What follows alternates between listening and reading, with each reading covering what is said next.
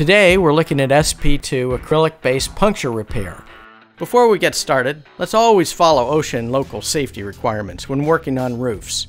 Always plan your work in advance. This includes products and tools needed to complete the project. Another consideration is weather. It can impact the installation and proper curing of APOC products. Additional information on weather requirements can be found at APOC.com. Single-ply membranes are easily punctured by maintenance crews, birds of prey, and storm debris. Let's look at a better way. To start, always clean the surface. A light pressure washing or scrubbing may be required. Using a roller, apply APOC 296 single-ply primer to the repair area. Once primer has dried to the touch, lay out and cut the APOC FLEECE top incredible tape. Starting at one end, remove the release liner and press into place over the center of the puncture. Use a hand roller to work the tape in and ensure a complete bond.